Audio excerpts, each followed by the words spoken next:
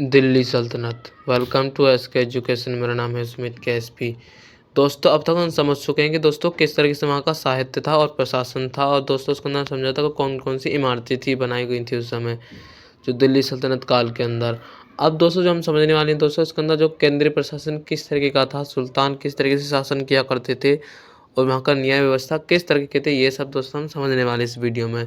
तो दोस्तों शुरुआत करते हैं उसी से ही। दोस्तों न्याय प्रशासन के बारे में समझते हैं। दोस्तों आपको पता ही होगा सल्तनत काल में दोस्तों यहाँ पे दोस्तों जो केंद्रीय प्रशासन के समय दोस्तों क्या था कि जैसे ऐबक ने तो दोस्तों लाहौर के अंदर राजधानी बसाई थी, और इल्तुतमिश ने दोस्तों बहलोल बहलोल और लोदी के समय आसपास दो इल्तुतमिश का शासन था और इसके आसपास शासन, और दोस्तों सिकंदर लोदी के शासन के आसपास तो दोस्तों दिल्ली रही, और जब दोस्तों इब्राहिम लोदी आया तो ये आगरा आ गई। तो इस तरीके से दोस्तों यहाँ पर राजधानी बदलती रही थी। दोस्तों सुल्तान के बारे में तो दोस्तों सुल्तान ही सबसे महत्वपूर्ण होता था, इसको देव प्रकृति का माना जाता था, यही सब कुछ है। और इसी में अंदर दोस्तों देखिए दोस्तों, तो दरबारी मामलों की देखभाल करने वाले जो प्रमुख अधिकारी होते थे उनको कहा जाता दोस्तों अमीर हाजिब दोस्तों इसे। और इसी में दोस्तों दीवान वकूफ़ नाम से जो जलालुद्दीन खिलजी ने दोस्तों खर्चे के ब्यूरो के लिए दोस्तों एक इसके समझ सकते हो दोस्तों, एक सीबीआई समझ सकते हैं आप इसको, जांच करने के लिए, या फिर ईडी समझ सकते हैं। जैसे सीबीआई तो दोस्तों क्राइम ब्रांच को जांच करती है, ईडी दोस्तों किस तरीके से क्या क्या टैक्स है इन सब की दोस्तों रिसर्च करती है। तो दोस्तों आप इसको इससे समझ सकते हैं। और इसी के अंदर दोस्तों एक और आता दोस्तों दीवाने अमीर को ही, ये मोहम्मद बिन तो तुगलक के द्वारा दोस्तों इसको सबसे पहले इसकी स्थापना की गई थी दोस्तों। जैसे जो भूमि का जो भी देखभाल है, मालगुजारी व्यवस्था, उसको चलाने के लिए इसकी स्थापना की गई थी। और एक और था दोस्तों दीवाने खैरात दोस्तों, ये दान का विभाग था, ये डोनेट करता था, और इसको दोस्तों फिरोज शाह तुगलक ने इसकी स्थापना करवाई थी। तो ये सब तो दोस्तों आसान है। इसी में दोस्तों न्याय व्यवस्था के बारे में दोस्तों सल्तनत काल के अंदर जो सबसे बड़ा न्यायाधीश होता था दोस्तों सुल्तान होता था।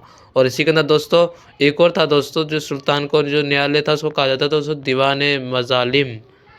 तो इस तरीके से दोस्तों वहाँ पे कानूनी स्रोत में तो दोस्तों आपको पता ही होगा इस्लामी कानूनी स्रोत कौन से, जैसे कुरान, हदीस, इज्मा, कयास, ये सब दोस्तों इसमें कानूनी स्रोत आते हैं। और फिर इसमें दोस्तों समझते हैं भूरा व्यवस्था किस तरीके की थी। तो भूरा व्यवस्था के बारे में दोस्तों जो हम समझें तो दोस्तों आपको पता होगा जब तुर्क साम्राज्य की स्थापना हो चुकी थी दोस्तों, इसी समय दोस्तों यहाँ पे धीरे धीरे दोस्तों भारत के अंदर भी सल्तनत काल चल रहा था। तो वहीं से दोस्तों यहाँ पे थोड़ी थोड़ी ना व्यवस्था वहीं से ही ली गई थी। अब दोस्तों समझते हैं क्या थी भूरा व्यवस्था दोस्तों, इसको समझ लेते हैं। जैसे कि दोस्तों जो कर की व्यवस्था थी, या फिर हम कह सकते हैं दोस्तों कि जो कर लिया जाता था, तो जो वहाँ जो भूरा व्यवस्था से संबंधित तो जैसे तुर्क में तो था ही, लेकिन दिल्ली सल्तनत में भी आ गया था, धीरे धीरे लिया जाने लग गया था, समाप्त पूरी तरीके से हुआ नहीं था। और दोस्तों ये दोस्तों कर वसूल किया करते थे राज्य के कर। तो इसी में दोस्तों अलाउद्दीन खिलजी ने दोस्तों दिल्ली का जो उसने जो प्रथम सुल्तान था दोस्तों खिलजी वंश का दोस्तों अलाउद्दीन खिलजी, तो इसी के अंदर दोस्तों इसने ये इस व्यवस्था में थोड़ा सुधार किया था। इसने दोस्तों क्या किया, अलाउद्दीन खिलजी ने हिंदू जमींदारों के जो अधिकार थे उनको समाप्त कर दिया और उन्हें भी कर देने के लिए दोस्तों मजबूर कर दिया। और इसी में दोस्तों गयासुद्दीन तुगलक था, इसने भूरा व्यवस्था की व्यवस्था चलाई, जमींदारों से कुछ कर लेने लगे।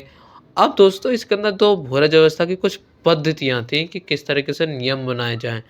इसमें दोस्तों जो बटाई पे दिया जाता है ना दोस्तों, बटाई पे खेत दिया करते हैं, तो 3 प्रकार की दिया जाता था। एक पे खेत पे बटाई की दोस्तों, एक लंक बटाई कहा जाता है, एक रास बटाई। खेत बटाई पे दोस्तों खेत में दोस्तों खड़ी फसल का बंटवारा के बारे में किस तरीके से किसको अनाज देना है, कौन कौन सा, इसमें ये चीज़ें होती थी दोस्तों। और लंक बटाई में दोस्तों कटी हुई फसल का बंटवारा हुआ करता था। और रस बटाई में दोस्तों अनाज का बंटवारा हुआ करता था कि जैसे अनाज काट दिया तो वहाँ पे दोस्तों उस पर उसको अनाज देना पड़ेगा, दोनों में बँटना पड़ेगा। इस तरह की दोस्तों पद्धतियाँ थी। और मसाहत पद्धति में दोस्तों इसका प्रचलन दोस्तों अलाउद्दीन खिलजी के समय से ही था। और इसके अंदर दोस्तों क्या था दोस्तों, जो भी पैमाइश की जाती थी कृषि को, तो उसके अंदर दोस्तों उपज के बारे में दोस्तों बताया जाता था। लगभग आधा आधा उपज दिया जाता था लोगों के लिए। जैसे कि दोस्तों क्या दोस्तों, जैसे जो दोस्तों खेत जैसे कोई खेती करता है तो उससे आधा पूरा जो राज्य है ना दोस्तों राजकीय कर लिया जाएगा उससे। तो ये तो दोस्तों मसाहत पद्धति थी, अलाउद्दीन खिलजी की आधा उसी ने चलाई थी। और एक थी दोस्तों मुक्ति की पद्धति, ये दोस्तों सुल्तानों और जमींदारों पर दोस्तों कर लगाने के लिए लगाया गया था। जो सुल्तान ने जब लगाया इसके ऊपर तो किसानों की ज़मीन लेने के लिए, तो ये दोस्तों सबसे ज़्यादा फेमस है दोस्तों, आपको तो पता ही होगा। और इसी में दोस्तों कर दोस्तों 3 तरह के होते थे, खराज कर, उश्र कर और खुम्स। ये दोस्तों जो खराज कर था दोस्तों, लगभग दोस्तों उपज के 1/3 हिस्सा लिया जाता था, या फिर दोस्तों अलाउद्दीन खिलजी ने इसको मतलब यानी कि दोस्तों आधा हिस्से में कर दिया था। तो ये जो गैर मुसलमान से उनसे ज़्यादा कर लिया जाता था। उस में दोस्तों ये मुसलमानों से लिया जाने वाला भूमि कर था, यानी कि दोस्तों लगभग दोस्तों 1/5 का 1/10 के बीच आसपास लिया जाता था एक भूमि कर। और जो खुम्स था दोस्तों, इसके अंदर दोस्तों सैन्य अभियानों के जो समय जो सामान लूट लिए जाते थे ना, धन का जो हिस्सा होता था, राज्य का हिस्सा, उसको लिया जाता था। तो इस तरह की दोस्तों व्यवस्था थी। दोस्तों अब इस वीडियो में दोस्तों अब हमने इतना ही समझा दोस्तों, आगे समझेंगे दोस्तों हम जरिया के बारे में, ज़कात के बारे में, चरिया, गरिया, तरकात किस तरह की व्यवस्था थी उसके बारे में दोस्तों आज के लिए इस वीडियो में इतना ही दोस्तों। मिलते हैं दोस्तों नेक्स्ट वीडियो में। इसके लिए धन्यवाद। जय हिंद, जय भारत।